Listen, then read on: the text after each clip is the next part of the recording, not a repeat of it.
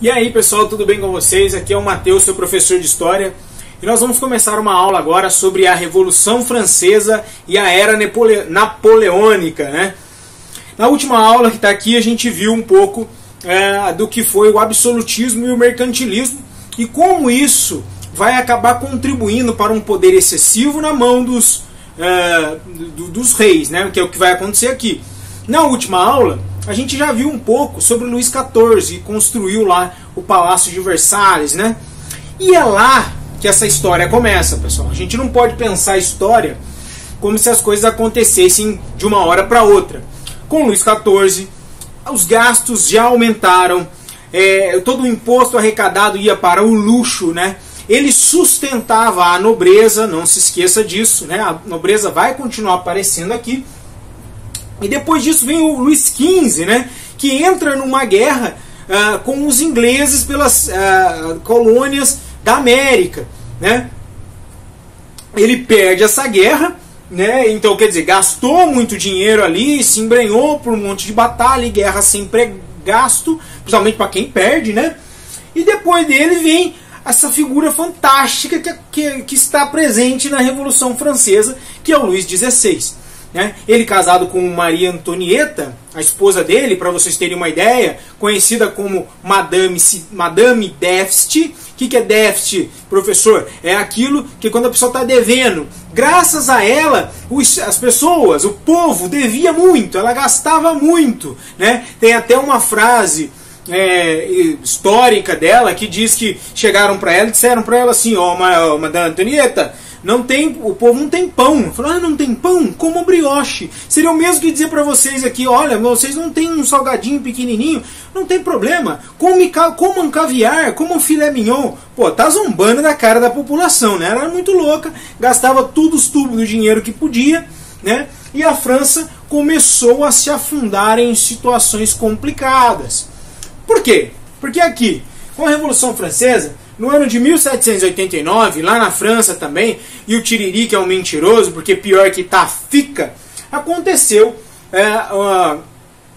grandes chuvas, o pior inverno daquele período, o que contribuiu para um problema com o trigo. As plantações de trigo foram arrasadas. Não tem trigo, não tem pão. E a base da alimentação francesa nesse período é o pão. Então você imagine bem aqui, pouco pão no mercado, impostos elevados, porque a nobreza precisava ser mantida, o império precisava ser mantido, o rei precisava ser mantido, né? Toda aquela corte maravilhosa dele precisava ser mantido, impostos, pouco alimento. O que ia acontecer? Uma revolta. E é isso que nós vamos ver aqui quando a gente ver os pontos da Revolução Francesa e um pouco da Era Napoleônica aqui, né? As causas, os envolvidos aqui são a burguesia e os sans-culottes. Quem são os sans-culottes? Pensa assim, sabe aquelas figuras, se você procurar sans-culottes aí na internet, você vai ver aqueles caras sem meião. Antigamente, os caras da corte usavam um meião por cima da calça. Não sei se vocês já viram, pesquise aí. E o sans-culottes era o trabalhador de calça reta, né? Ele não tinha esse culote na calça dele, né? Então, cada um, pessoal, se vocês estão vendo as aulas que a gente está tendo de história aqui, você sabe que em cada fato histórico, todos os envolvidos têm um interesse, né? E não é diferente aqui. A burguesia, ela reclamava participação política. Sempre tem isso envolvido. Por quê, pessoal? Pense nisso. Por que todas essas grandes revoluções, esses grandes movimentos tem a ver com participação política? Porque a política acaba ditando as regras, né? O que aconteceu lá no mercantilismo? A burguesia começa a se movimentar para conseguir acabar com as barreiras alfandegárias. Se não viu, tá aqui a aula. Mas aqui na França acontecia o seguinte, já vou explicar como se dividiam as classes ali, tá? E eles também tinham um problema de questões tributárias, tá? As questões tributárias para ele, porque pagavam muito imposto, nós já vamos ver já isso aí, tá bom?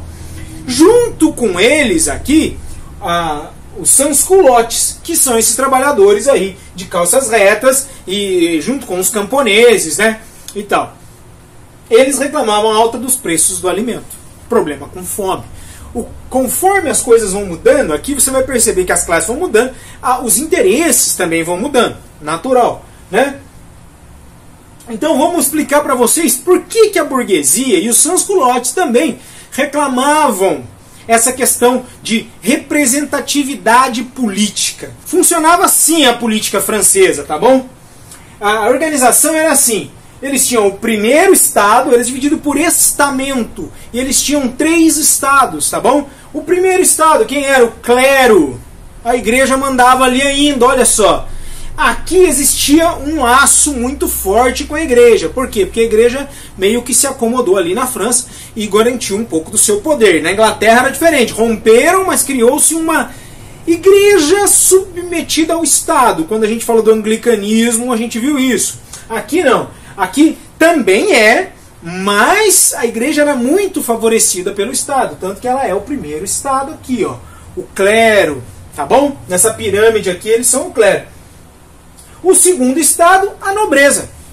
São a nobreza. Quem é a nobreza? Aqueles que gastam sem produzir nada. Pensem nisso, não produzem nada. O clero, ele reza pelas pessoas. Lembra disso na aula lá do feudalismo, da Idade Média? Exatamente. Isso ainda estava presente aqui.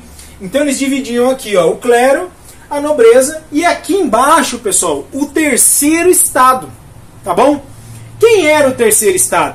Era a burguesia, os trabalhadores do campo, né? Os sans-culottes, né? Por que aqui não era quem não tinha dinheiro? Hein? Pense, aqui não é que é pobre, não. Tá bom? Por que não é? Porque esse estado aqui pagava a conta dos outros dois. O imposto era cobrado sobre quem produzia. Quem que produzia? Os burgueses. Quem são os burgueses aqui? Ó, você vai ter os grandes burgueses, pequenos burgueses. Os grandes, os donos de terras, e você vai ter o dono da padaria. Você vai ter o cara que faz um leite, né? Esses caras todos pagavam impostos para sustentar os outros 2 estados. Nada divertido, certo? Nada divertido. Beleza. Já não tá legal desse jeito. Mas aí, aonde que entra a questão da representatividade política aqui? Atentos, tá? Eles, quando decidiam votar, eles sempre votavam por estado. O voto era por estado. Vou explicar para vocês. Aqui, vem com o tio aqui, ó. Aqui. Eles se reuniam e temos lá o primeiro estado, o segundo estado e terceiro estado, tá bom? Vamos decidir quanto vai custar um saco de trigo. Um exemplo, tá? Não era essas as leis. Ou se o cidadão agora pode passar na rua depois das 11. Esse tipo de coisa eu estou explicando para você entender, tá? Tá bom. O primeiro estado diz, sou a favor. O segundo estado diz, sou a favor. O terceiro diz, não, sou contra. Já era, perdeu. Por quê? Porque não interessa se o terceiro estado é a maior parte da população. O que interessa são os votos de cada estado. Então são 3 aqui, os 2 votam junto, ó. O primeiro vota junto aqui e pronto, matou o terceiro. Então o terceiro estado, que são os burgueses, os sans-culottes e tal, cansaram de levar na cabeça. Então o que eles fizeram? Falaram, vamos questionar isso aí, tá bom? Então, com todos estes problemas, Henrique XVI colocou o Necker, um sujeito chamado Necker, como seu ministro. O Necker era um sujeito benquisto pela burguesia. Se ele era uma pessoa benquista, o que é benquisto, pessoa? Uma pessoa que tinha acesso, as pessoas gostavam. Não, os burgueses falaram, não gostei desse Necker aí. Quer dizer, já é uma resposta ao problema da burguesia. O rei não é bobo, entendeu? O rei vai ali se segurando para não cair. Então, ele colocou esse tal do Necker ali, e o Necker falou assim, o rei, vem cá comigo. Tá ruim o negócio, não tá legal. Entendeu? Os caras estão reclamando, já tem conversinha no corredor e tal. Por que você não faz o seguinte? Por que o senhor não convoca a Assembleia dos Estados Gerais? Esse negócio da Assembleia dos Estados Gerais era a única forma que existia ainda na França do povo ser ouvido. Eles elegiam lá os deputados, mais ou menos como acontece aqui, mais ou menos como é o parlamentarismo, tá bom? Mais ou menos isso. E aí ele falou isso, falou para o rei, faz isso. O rei falou. Isso já fala 175 anos que não chamavam, não organizavam essa Assembleia dos Estados Gerais. E ele falou, não, beleza, vamos agradar esses caras, vamos chamar, né? vamos organizar essa Assembleia dos Estados Gerais. A primeira coisa que eles pediam o terceiro estado era que não fosse mais contado os votos assim, pô. Vamos parar com essa brincadeira, né? Eles estão lá deliberando, todo mundo se reúne e aí eles falam assim, ó, seguinte, acabou esse negócio de, ó, quem tem mais deputado. Nós temos mais representatividade. Nós somos a maior parte da população. Vocês são a minoria. Aí vocês têm 2 estados, vocês ganham sempre da gente. Essa era a discussão primária. Perceba que o rei já não gostou. Aí, meu, o rei tomou a pior atitude que ele poderia ter tomado. Por quê? Ele cancelou a Assembleia dos Estados Gerais. Bom, só posso supor que ele lambeu a privada, né? Ele convoca todo mundo naquela agitação. Agora vai, vamos conseguir uma vitória, vamos votar. O povo tá ali, tá todo mundo. É discussão, isso e aquilo, papapá. O rei fala, fechou, acabou. Boa. Motivados por isso, né? Se sentindo o que for, traídos, né? Os burgueses incentivaram aqui os sans-culottes, né? Que também tinham seus motivos, e os camponeses que estavam numa pindaíba desgranhenta, né? A invadir a Bastilha. É nessa aqui que acontece a famosa queda da Bastilha, que a Bastilha era o maior paiol de armas, onde guardavam as armas, né? E também era uma prisão. Então aqui o povo toma com o apoio forte da burguesia, que da alta burguesia, eles tomam a Bastilha, então fazem valer o seu direito, né? E aqui nós vamos entrar em fases dessa revolução. A primeira fase com essa queda da Bastilha, tá bom? Vão estar no poder os girondinos. Os girondinos nada mais são do que a alta burguesia, lembra? Que incentivou a galera lá, vamos lá, porque tá feio para todo mundo. Eu não tenho, você não tem, ninguém tem, né? Temos aqui, ó, os jacobinos, a baixa burguesia, os sans-culottes e os camponeses, tá bom? Nessa primeira fase aqui, ó, a Assembleia Nacional, os girondinos é quem estão no poder, né? Eles estipulam uma monarquia constitucional. Aqui eles declaram, por exemplo, entre outras coisas, o direito do homem e do cidadão, né? Dizendo que todos os homens são iguais, aquela coisa maravilha, ainda coisas que nós falamos nas nossas constituições até hoje, né? São ainda sinais do que aconteceu lá. Direitos do homem, o homem com um direito de todo o direito do cidadão, do homem ser cidadão e tal, né? E eles então elaboram a Constituição de 1791. Mas percebam uma coisa, quando eles fazem isso aqui, tá bom? Eles falam lá, o direito do homem, né? O homem como cidadão, eles fazem uma lei dizendo que só quem tem direito a voto é quem tem propriedade, é quem é rico. Precisa ter um capim para poder votar. Já não, né? É o grande problema aqui dos girondinos, né? Os girondinos tomam o poder, mas a lei deles ali não acrescentam de fato todo mundo, né? Essa Constituição aqui. Aqui nós temos também nesse período, primeira fase, a Assembleia Nacional, a fase do grande medo. Grande medo. Aqui os camponeses começam, alguns grupos, tá, a invadir terras de grandes proprietários, terras de nobre, falam agora é nosso, acabou, tal. O negócio começa a esquentar aqui, tá bom? Mas é só o começo da discórdia. Nós temos a segunda fase. Porque se a gente olhar bem, pessoal, olha aqui, os girondinos meio que excluíram quem não tem dinheiro das decisões políticas. Então é isso que vai acabar acontecendo.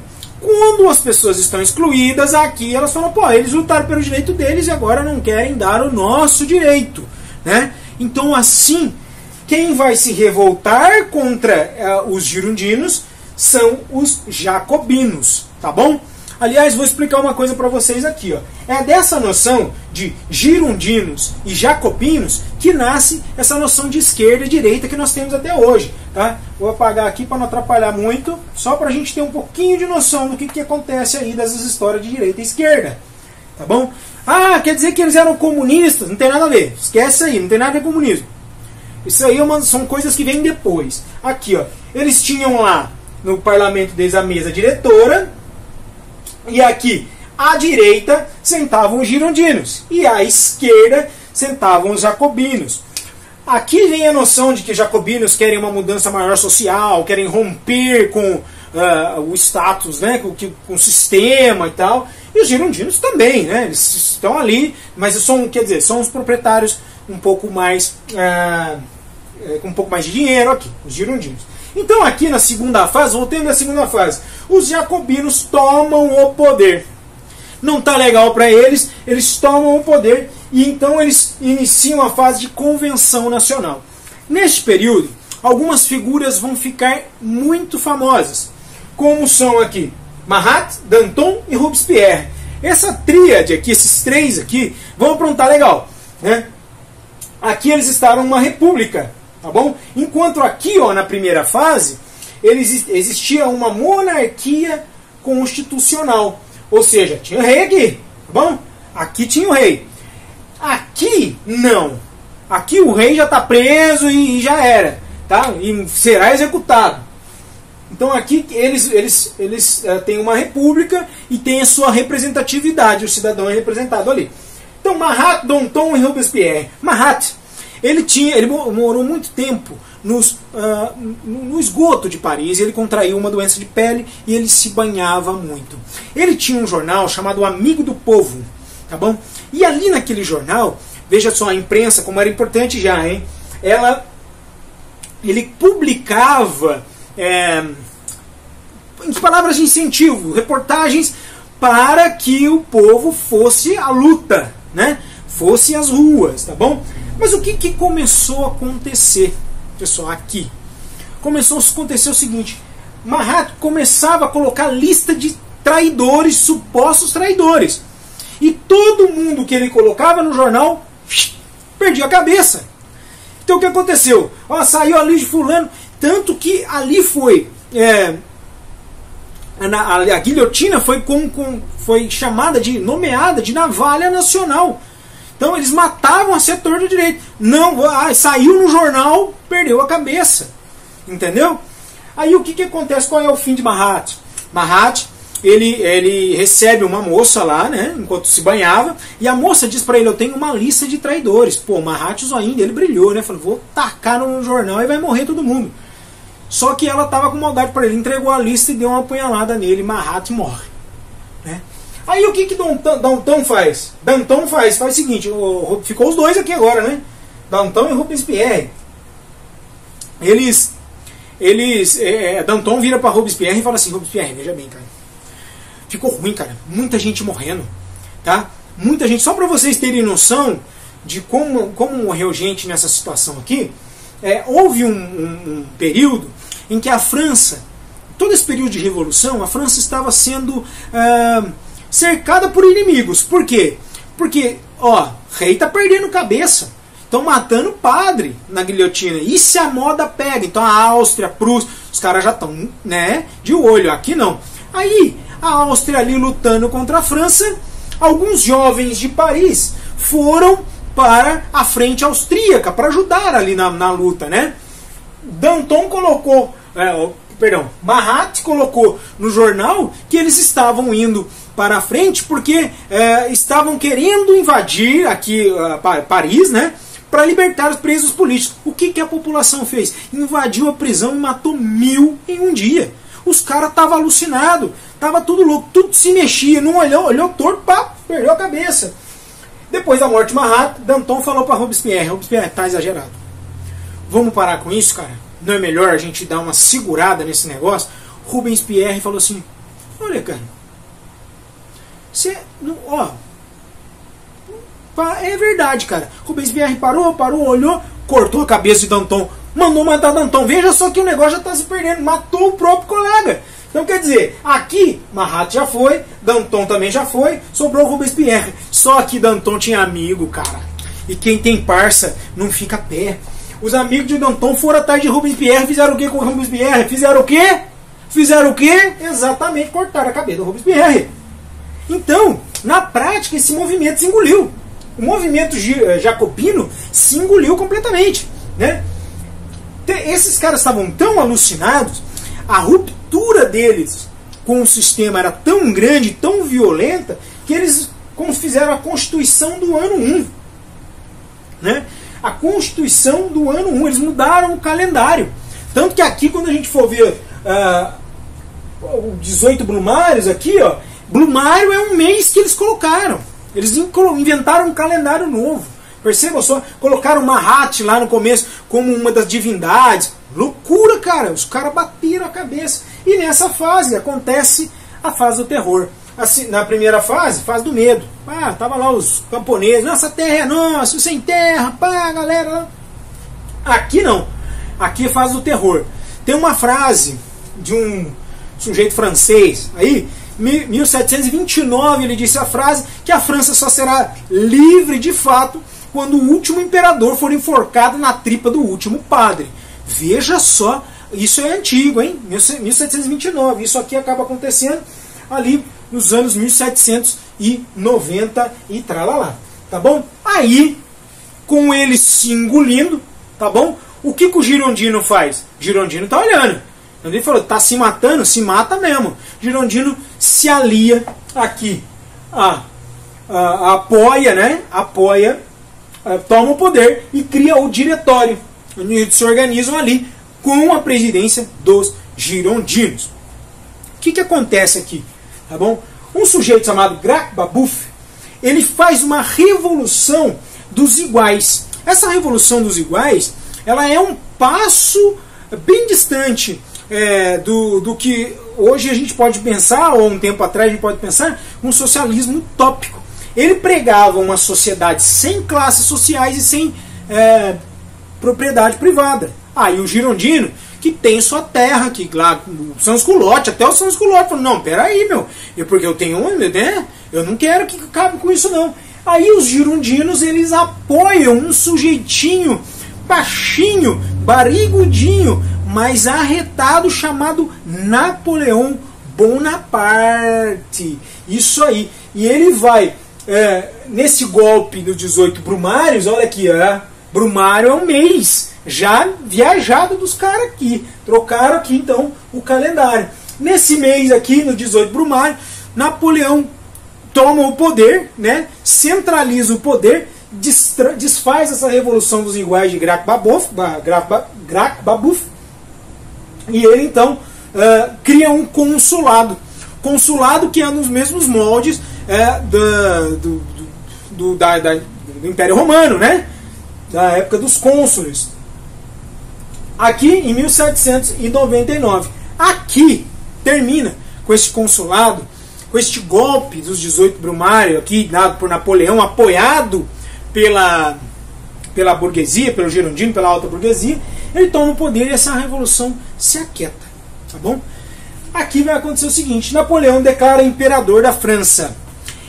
É interessante você ver que no Império Carolígio, o rei Carlos Magno, o reino franco ali, ele tem um quadro pintado dele que ele está de joelho enquanto o Papa coloca a coroa na cabeça dele. Por quê? Para dizer que, olha, Deus está referendando, Deus está assinando aí, tá? Este aqui é o rei, para todo mundo ver. Napoleão era muito louco.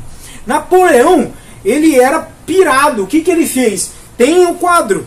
Quando o Papa vai coroá-lo, ele toma a coroa da mão do Papa e ele mesmo coloca na cabeça dele. Falou aqui, ó, tá aí, tá bonito, tá cheiroso, fica de boa, mas quem manda aqui somos nós. Então ali é um rompimento mesmo, né? Do Estado, mais ou menos, né? Mas perto dos modos antigos, sem dúvida, muito diferente. Então ele se declara imperador da França e a subida dele no poder favorece a expansão do iluminismo, tá bom?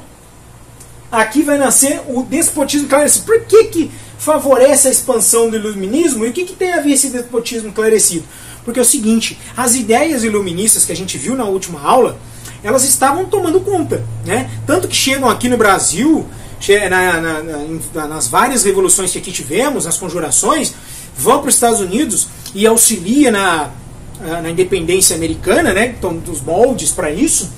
Então, essa expansão desse pensamento põe os outros reis assustados, né? Esse pensamento começa a se expandir porque também as notícias da França começam a correr toda a Europa. E o que é o despotismo esclarecido? O rei, ele faz o seguinte, ele fala assim, ó, olha, não, realmente a gente tem que pensar nas pessoas, né? Nós temos que usar a razão, nós temos que ouvir o povo, mas aqui, ó, tudo, né, para não perder a cabeça, porque o negócio ficou feio na França, né? E conforme Napoleão expandia também os seus territórios, né, as guerras que ele fazia, a ideia também corria. Então tudo isso contribuiu bastante. Napoleão, nesse período, contribuiu para algo muito interessante que mudou bastante da nossa história. No ano de 1808, a família real portuguesa veio para o Brasil. Mas você acha que ela veio de férias? Veio curtir aqui uma praia, uma tarde em Itapuã? É lógico que não. O que aconteceu lá? Napoleão decretou o bloqueio continental. O que é bloqueio continental? Todas as nações não poderiam mais fazer comércio com quem? Com a Inglaterra. França e Inglaterra, hein? Não poderiam mais fazer comércio com a Inglaterra. E Portugal fazia o quê? Devia para a Inglaterra. Só que também estava se borrando de medo da França. E ficou naquela, não sei o que eu faço. O que ele falou? O que o Dom João VI falou assim? Ora, pois, o rei da Inglaterra, pode me escutar até aí que estou com as fraldas cheias. E ele, puf, vazou para o Brasil, levou todo mundo que podia trazer e deixou lá a galera em Portugal tomando um cacete da França, misturado com a Inglaterra, se arrebentando lá. Mas essa vinda da família real para aqui, graças ao bloqueio de Napoleão, contribuiu para as primeiras melhorias da colônia. Afinal de contas, o imperador, o rei aqui, o imperador, estava vivendo aqui. Então ele tinha que melhorar, tinha que trazer universidade, ter escola de medicina, senão, né, ia morrer, apesar de não gostar de banho. É a vida, né?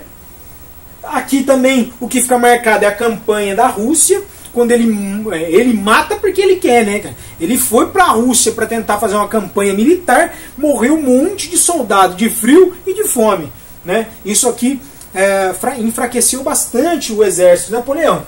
E teve também a Batalha das Nações. Ele perde as batalhas das nações e vai exilado, preso e exilado para a Ilha de Elba. Fica lá, escapa de lá, volta para a França e começa o governo de 100 dias. Toma o poder por 100 dias. Daí ele, nesse tempo, perde a Batalha de Waterloo em 1815. Perceba, a família real 1808, aqui 1815. Ele perde, volta para Elba, né? Vai lá para Elba, está lá preso, lá exilado de novo na Ilha de Elba. E o que acontece? Ele morre misteriosamente, supostamente envenenado ali por volta de 1821, tá bom? Então o que acontece aqui é uma difusão do iluminismo, né? Uma mudança no esquema da Europa, a desordem que Napoleão causou na Europa, tentando invadir territórios, os outros países tendo que segurar as carças aí, né, do jeito que dá, favoreceu também as colônias americanas as suas independências. Por quê? Porque os outros países estavam tendo que segurar o Napoleão. Esse moleque que eu não seguro, cadê? Escapou a tartaruga. Entendeu? Mais ou menos isso. Pessoal, isso é uma coisa muito importante para vocês. Estudem bastante Revolução Francesa. Até a próxima. Se inscreve, dá um curtir, compartilha com alguém. Tamo junto. Até mais.